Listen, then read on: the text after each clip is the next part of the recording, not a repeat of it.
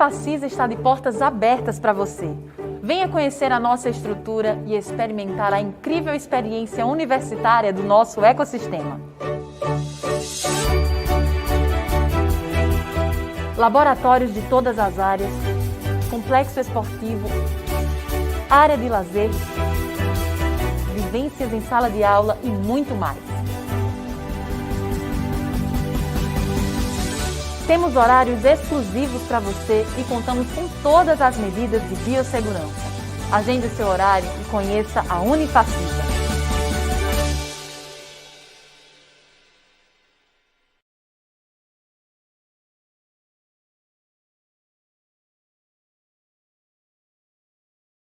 Acreditamos que podemos mudar o mundo se tivermos o poder da educação e da ciência. Um ecossistema que existe para transformar e ser o melhor em todos os formatos. E quando surgem novas perguntas, juntos encontraremos novas respostas. Processo Seletivo Unifacisa 2021. Seja você a resposta para o mundo.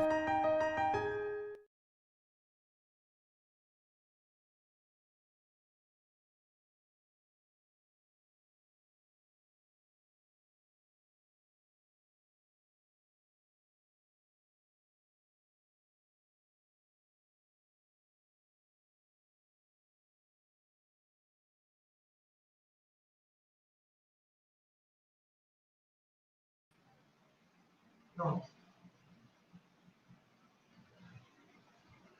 Agora foi.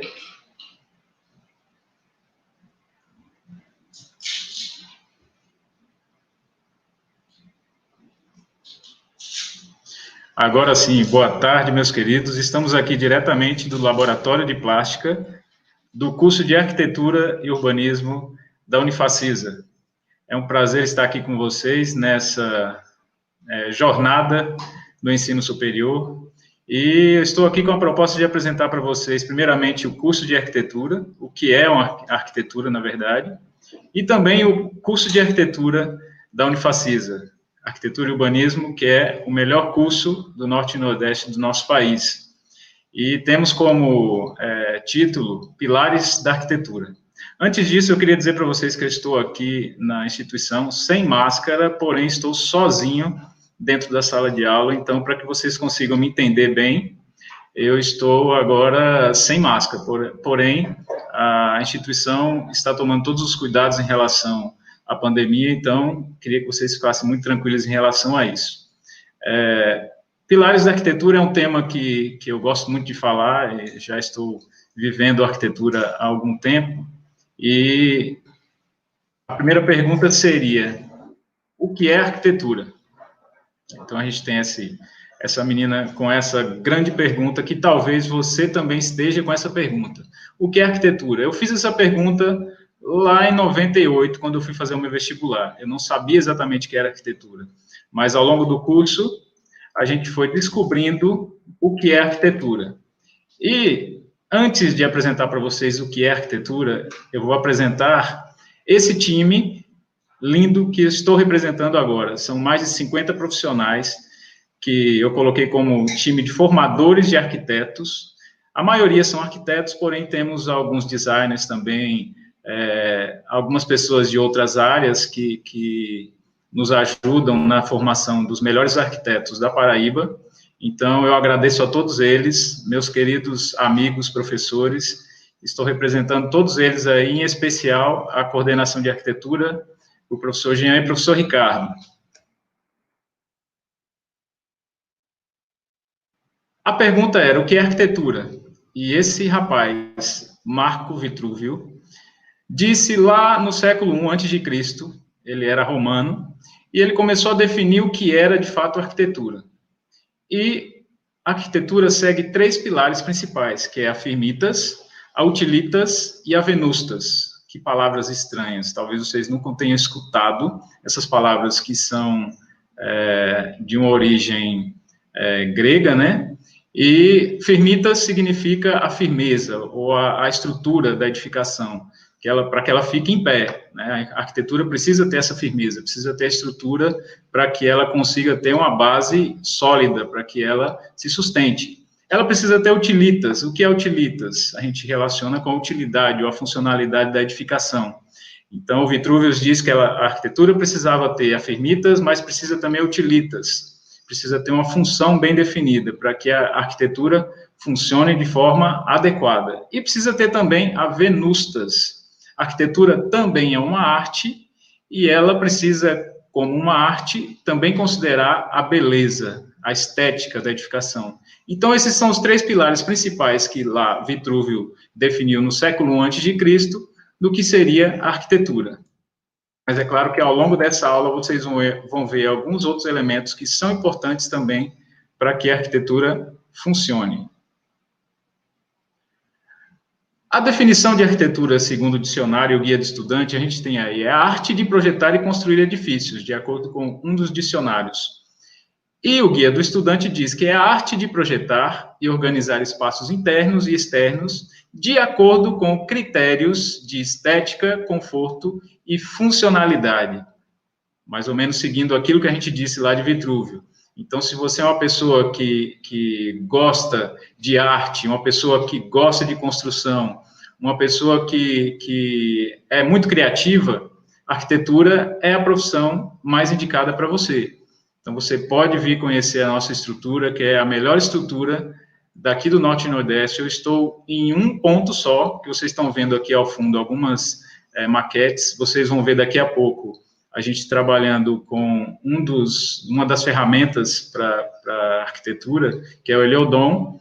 Então, daqui a pouco vocês vão ver um pouquinho só um detalhezinho do que a gente tem para apresentar para vocês quando vocês forem estudar conosco aqui arquitetura. Continuando as definições de arquitetura, temos um rapaz aí que nasceu em 1907 e infelizmente faleceu em 2012, viveu mais de 100 anos, Oscar Niemeyer, como o maior arquiteto, um dos maiores arquitetos do mundo e o maior arquiteto brasileiro. Ele coloca a arquitetura como invenção, e sob esse prisma de compreensão é que realizo os meus projetos, sempre em busca de beleza, de soluções expressivas, diferentes, capazes de causar surpresa. Então, a arquitetura, ela tem esse caráter e ela tem essa proposta também de causar surpresa em quem está utilizando a arquitetura, ou está visualizando a arquitetura, está vivendo a arquitetura. Oscar Niemeyer conseguiu traduzir muito bem esses conceitos de firmitas, utilitas e venustas, e essa frase dele fala muito do que é a arquitetura dele. A gente vai ver algumas imagens de alguns projetos, ele teve inúmeros projetos ao longo de toda a carreira, em várias cidades do Brasil e do mundo, mas temos aqui 4 exemplares que são bem significativos, né? A gente tem a Catedral de Brasília, essa primeira à esquerda superior. Eu tive a oportunidade de visitar esses 2 do lado esquerdo, Catedral de Brasília e esse museu lá de Curitiba. São 2 exemplares bem marcantes, então a gente vê a surpresa da arquitetura, né? Em especial, a Catedral de Brasília, ela causa surpresa ao você adentrar a edificação. Quando você tem aquele mosaico todo, né, aqueles vitrais, refletindo a beleza da luz entrando na edificação. Então, a arquitetura tem esse poder. A boa arquitetura, ela consegue emocionar. E quando eu entrei nessa edificação, eu consegui realmente me emocionar.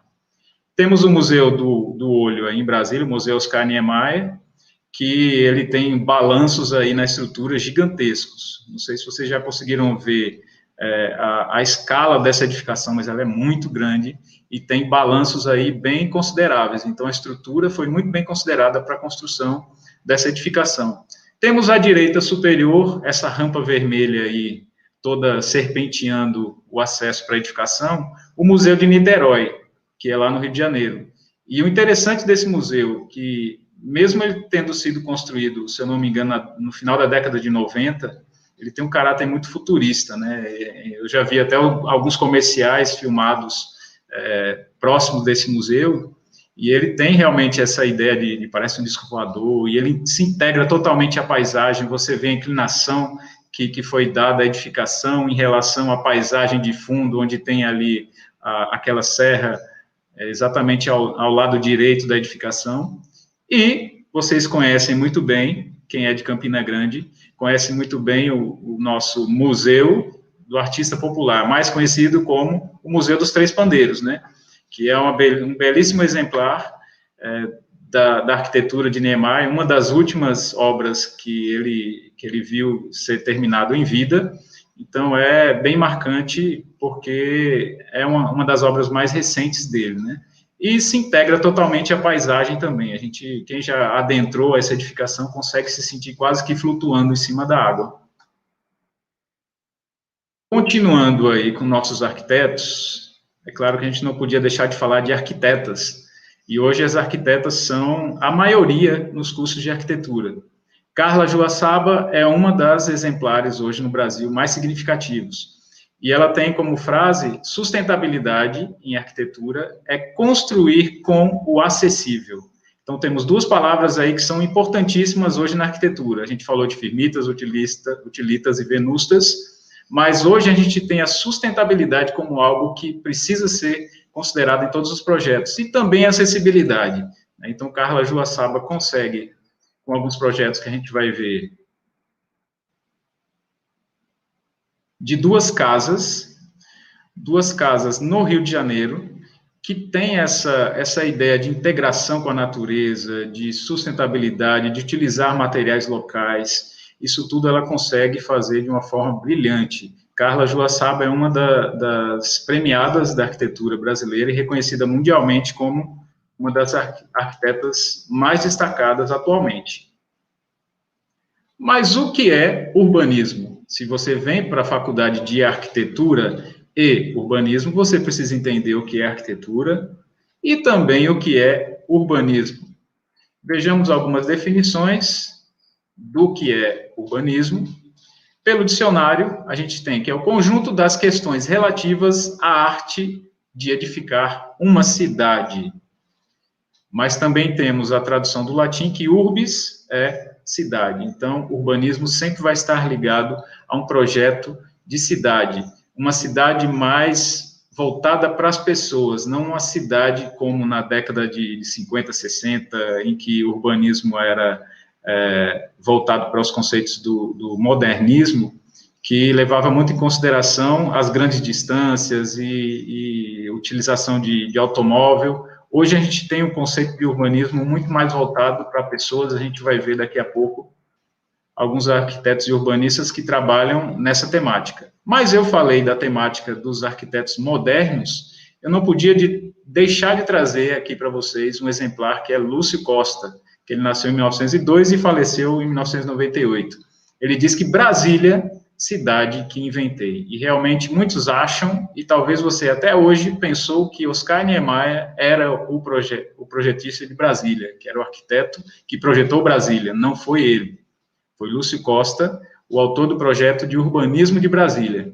Então, ele tem essa frase marcante: cidade que inventei. Por que inventou? Porque é uma cidade diferente de todas as cidades que você já viu no mundo, né? Você pode falar que ela é ruim ou ela é boa, mas você não pode negar que ela é diferente de qualquer cidade.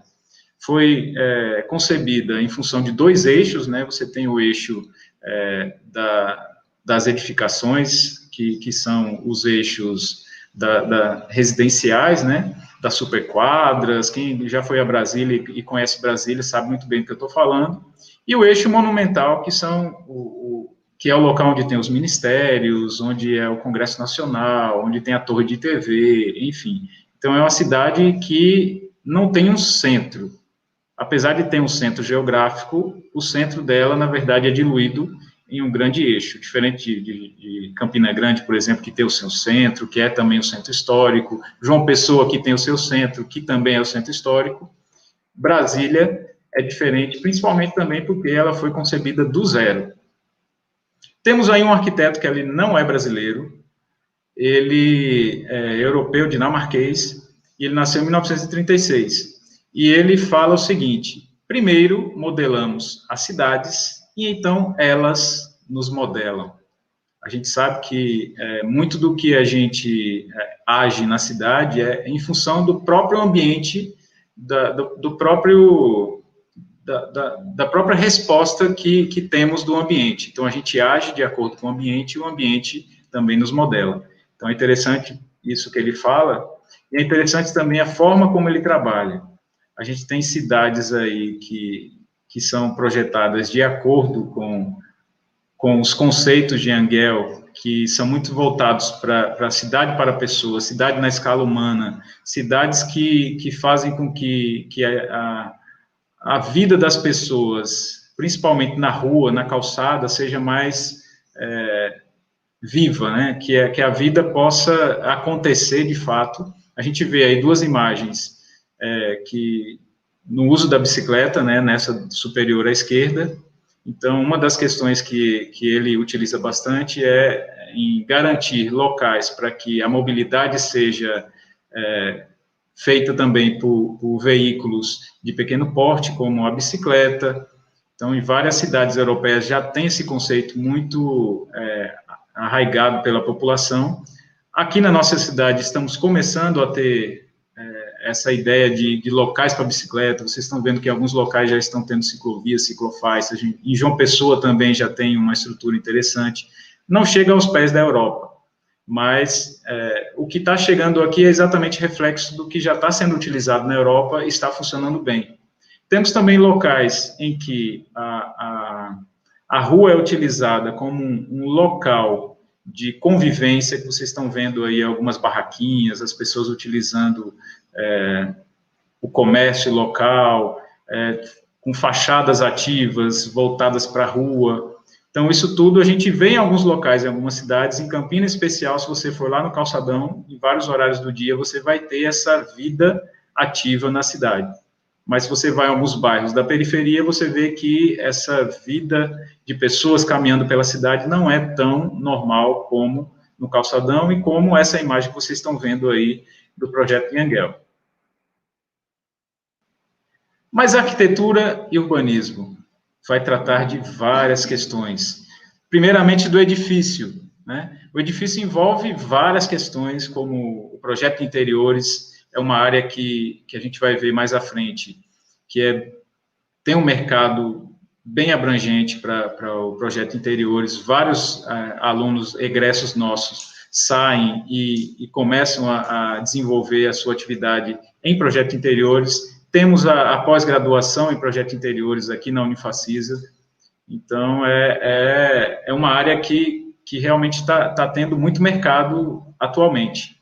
Mobiliário também, você projetar uma cadeira, você projetar um banco, projetar móveis do interior da sua edificação ou do seu comércio. A ergonomia é muito tratada no curso de arquitetura. A questão do conforto, vocês vão ver daqui a pouco uma ferramenta que é bastante utilizada para verificar quais fachadas vão receber mais insolação em um horário do dia ou em uma época do ano. Então, conforto é uma coisa que é uma das disciplinas que utilizamos na arquitetura e que servem de base para um bom projeto de arquitetura. Uso eficiente da energia também, questão do patrimônio histórico, é algo que ultimamente a gente vem tocando muito no assunto, principalmente em cidades do interior, que não, às vezes, a própria população não dá valor ao patrimônio que tem. A gente vê em muitos locais edificações antigas sendo demolidas na calada da noite. Então, isso, o arquiteto urbanista, ele estuda na faculdade e ele está preparado para projetar, levando em consideração esse patrimônio histórico que todas as cidades têm.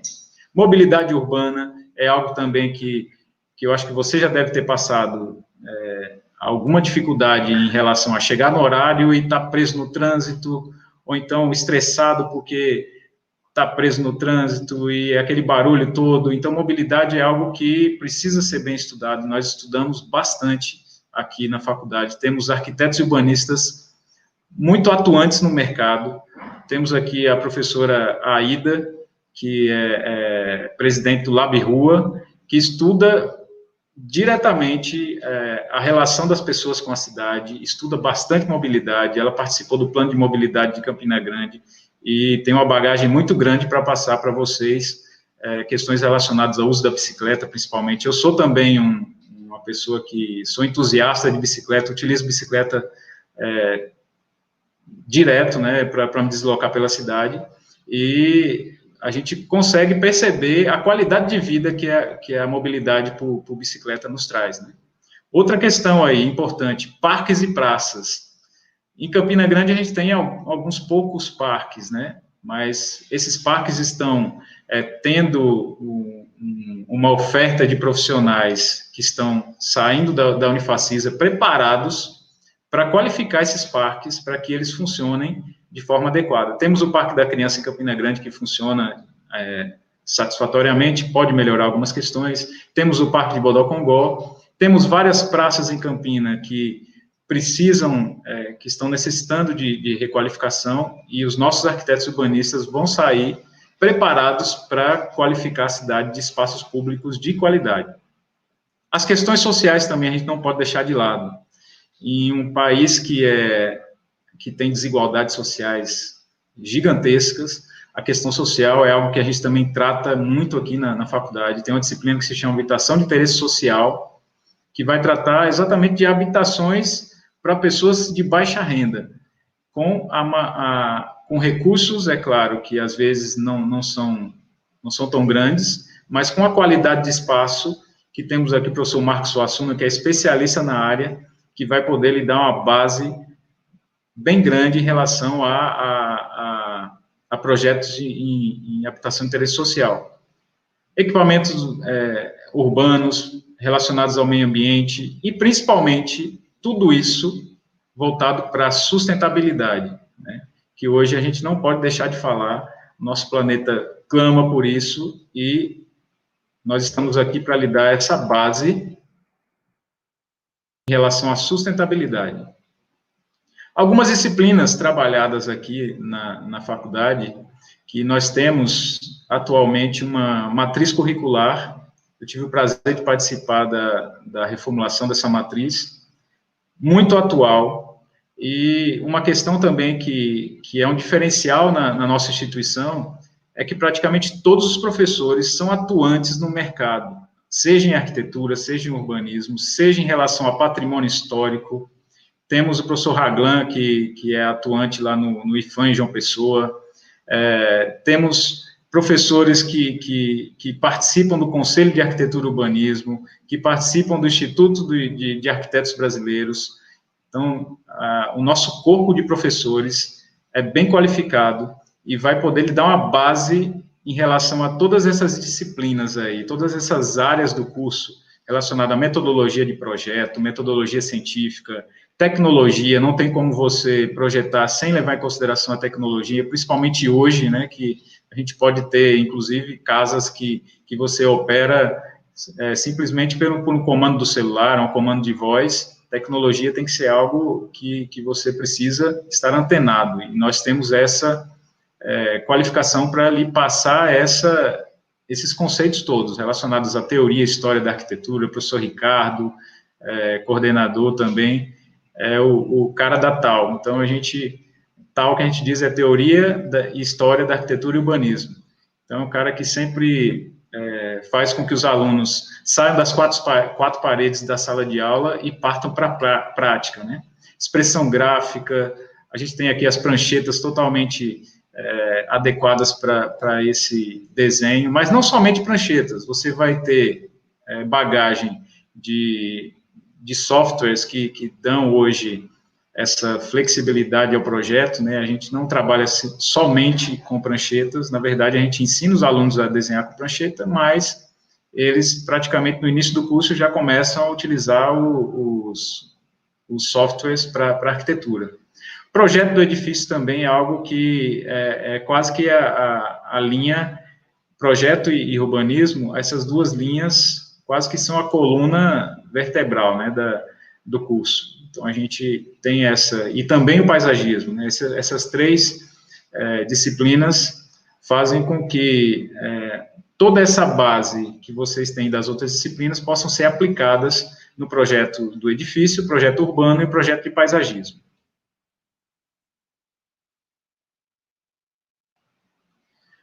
Pronto, e quando você sair da faculdade, é claro que você ainda está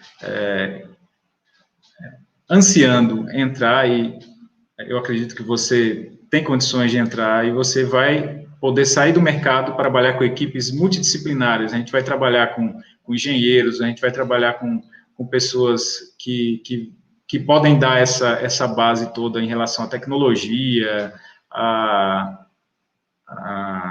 iluminação. Então, sempre o arquiteto vai trabalhar com equipes multidisciplinares. É bem difícil você ter um escritório que ele vai trabalhar sozinho. Na verdade, é muito melhor quando o projeto ele flui baseado em equipes multidisciplinares. Inclusive, o cliente é importante demais nessa troca de informações. Temos também o conforto, que logo que você sair da faculdade, temos aí o professor Jean Fechini, que é um dos coordenadores do curso. Ele é especialista nessa área de conforto. Então, ele tem condições, por exemplo, de dizer para você que alguma dessas fachadas pode ser protegida de certa forma que ela não vai receber insolação durante o ano todo. Como ele pode fazer isso? Projetando alguns elementos que vão proteger essa fachada, como brises, como beirais que podem se projetar. Beiral, que talvez você não saiba o que é beiral, mas é aquele pedaço do telhado que passa além da parede, certo? Então, você pode projetar beirais que garantam uma sombra para nós que no Nordeste precisamos dessa proteção de fachadas, que talvez em locais lá da Europa, locais mais ao norte, não precisam, mas nós precisamos, porque o sol daqui realmente é bem forte.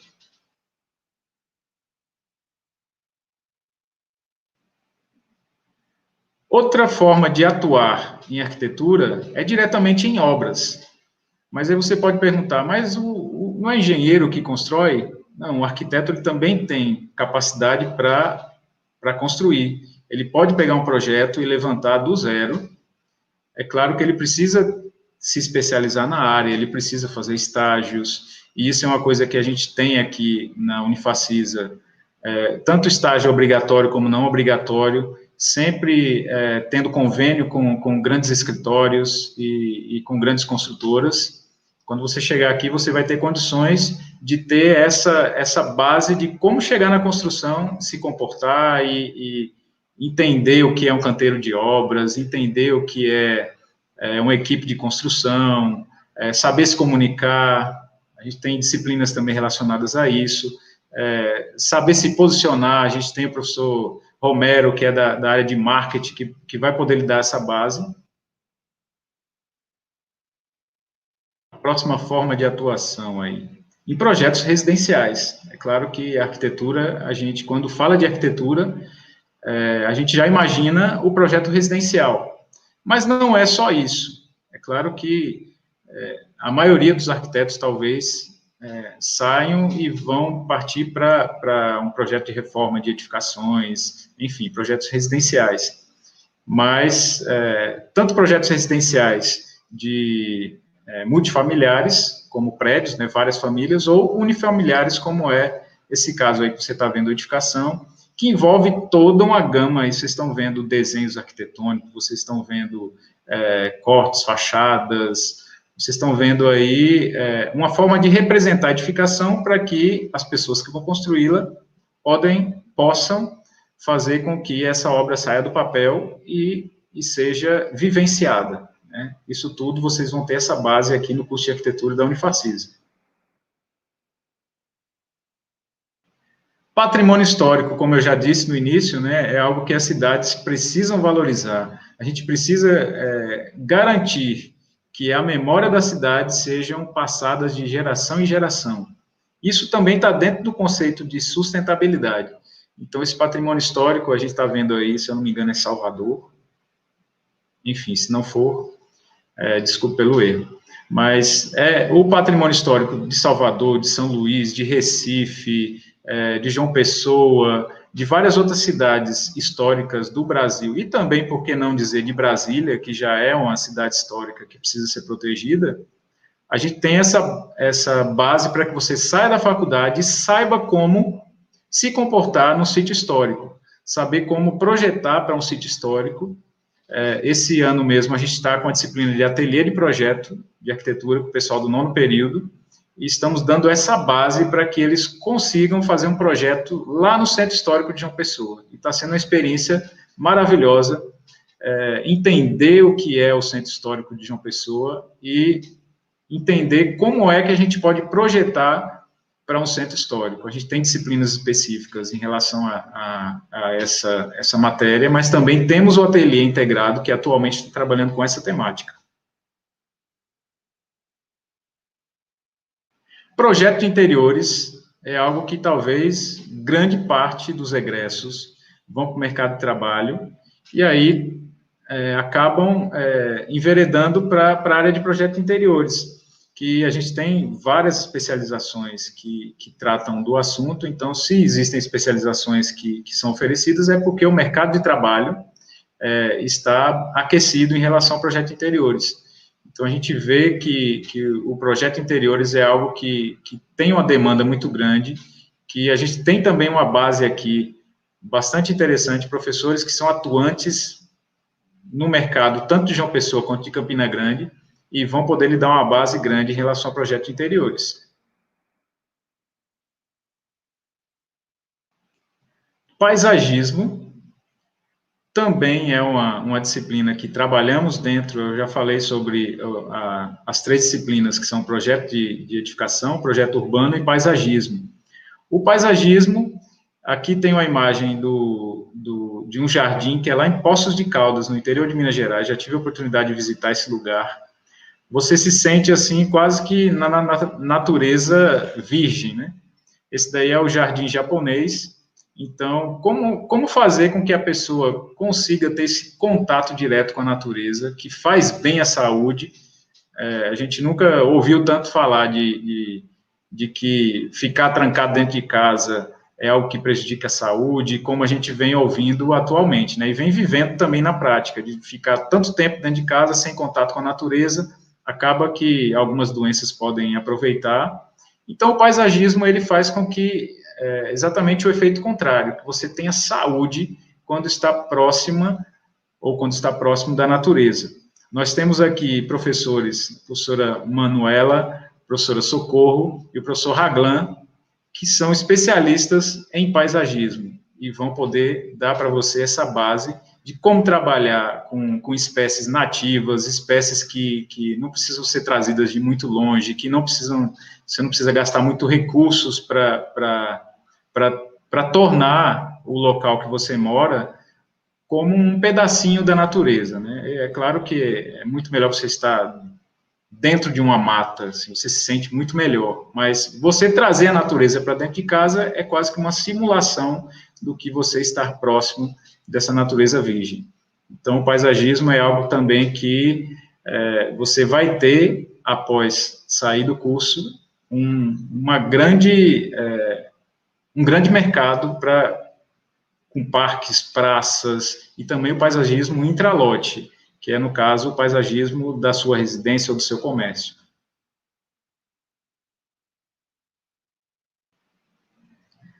Temos aí um desafio enorme, né? Diminuição dos contrastes sociais. Temos essa imagem aí do Rio de Janeiro, em que Rio de Janeiro e qualquer outra cidade grande, onde tem edificações de alta renda, do lado sempre tem edificações de baixa renda, que geralmente utilizam de terrenos que são acidentados demais, ou terrenos que são em margens de rios, né? São terrenos de risco, mas essa população, ela aproveita da oferta de serviços que vão ter nessas áreas, né? E a gente não pode abandoná-los, né? Não pode deixá-los entregues ao poder público. Muitas vezes eles não vão atuar voltado para essas pessoas, e tem vários escritórios atualmente que têm uma proposta de abrir um escritório dentro da comunidade e começar a dar suporte para essa população, para que essa população tenha uma qualidade de vida melhor. Não é construir casas mirabolantes e com materiais de primeiríssima qualidade, mas é trazer um pouco mais de conforto para essas pessoas, trazer arquitetura para todos. A gente tem estudos do CAL-BR, que é o Conselho de Arquitetura e Urbanismo do Brasil, que diz que praticamente 90% da população não tem acesso ao trabalho do arquiteto.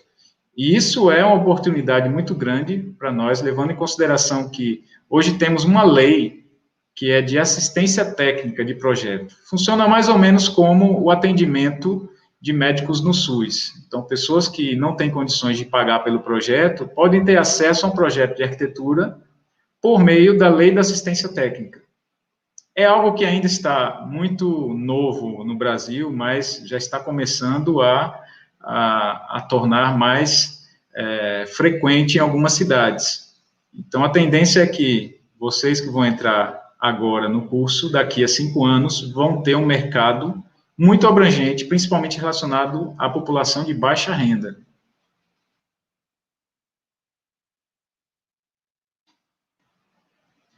Então, temos aí uma imagem que associa-se à criatividade, né? A arquitetura, eu acho que tem muito disso. Eu enveredei para a área de arquitetura, eu não quis dizer no início que eu não sabia o que era arquitetura quando eu entrei no curso, sinceramente, foi assim, eu tinha a opção de artes plásticas e arquitetura, eu passei nos 2 vestibulares, eu falei, bom, o que pode me garantir uma renda melhor? Eu falei, eu vou para arquitetura, não tinha a mínima ideia do que seria, mas me encantei pela arquitetura, porque é uma profissão que envolve demais a criatividade, e se você é alguém que tem isso muito aflorado, eu lhe sugiro que você venha para a arquitetura, porque é uma profissão que a todo momento você vai ter uma rotina diferente. As nossas disciplinas aqui, eu já lecionei disciplina, por exemplo, de projeto 3 aqui, projeto de edificação, que é o primeiro projeto, talvez 5 anos seguidos.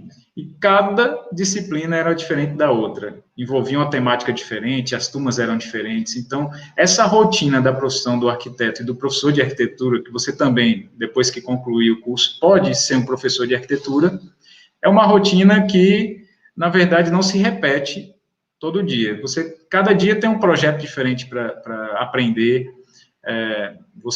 Na faculdade, você vai aprender, por exemplo, a projetar um hospital, mas pode aparecer para você um aeroporto, e você não aprendeu na faculdade, mas você vai ter que aprender isso durante a profissão, e isso a gente ensina que você aprenda a fazer projeto. Basicamente é isso. Então, a nossa rotina é não seguir muito uma rotina muito definida. E para mim, que não gosto de seguir rotina, eu acho que é a melhor profissão de todos os tempos, a melhor profissão do mundo. Por enquanto, a minha apresentação é essa.